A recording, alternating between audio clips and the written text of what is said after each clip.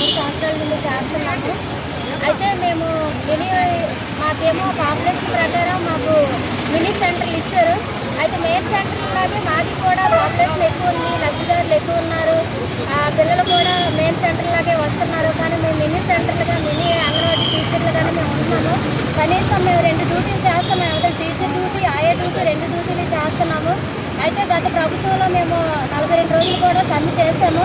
అప్పుడు కూడా మాకు మినీ వర్కర్లుగా చేయాలనేసి మేము చాలా ఆన్లైన్ వర్కులు అయితేనేమి, రికార్డు వర్కులు అయితేనేమి, ఫోన్ వర్కులు అయితేనేమి, మీటింగ్స్కి వెళ్ళడం అయితేనేమి, ప్రతిదీ కూడా మేము మెయిన్ వర్కర్లాగే చేస్తాము. అయినా సరే మమ్మల్ని ఇంతవరకు ఎవరు కూడా మెయిన్ వర్కర్లుగా మేము గుర్తించలేదు. కోర్టు ప్రభుత్వం వచ్చాక మేము తప్పకుండా మేము హామీ ఇచ్చారు మాకు చేస్తామని. ఇప్పుడు వచ్చి ప్రభుత్వం వచ్చి 5-6 నెలలు అవుతుంది, కానీ మా మినీ వర్కర్లు ఎవరు సరే తీసుకోలేదు. మమ్మల్ని కూడా మెయిన్ వర్కర్లతో సమానంగా మాకు వేతనాలు ఇచ్చి మాకు ఆయాలు వేసి మమ్మల్ని కూడా మినీ వర్కర్లు కాకుండా మెయిన్ వర్కర్లుగా చేస్తారని ప్రతి ఒక్క మినీ వర్కర్ కూడా చాలా ఇబ్బందులు పడుతున్నారు.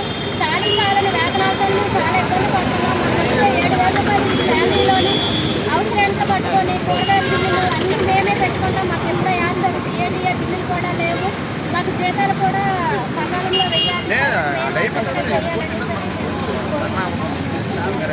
నా పేరు వెంకటలక్ష్మి, నాకు గంటేడు మండలం గంటేడు.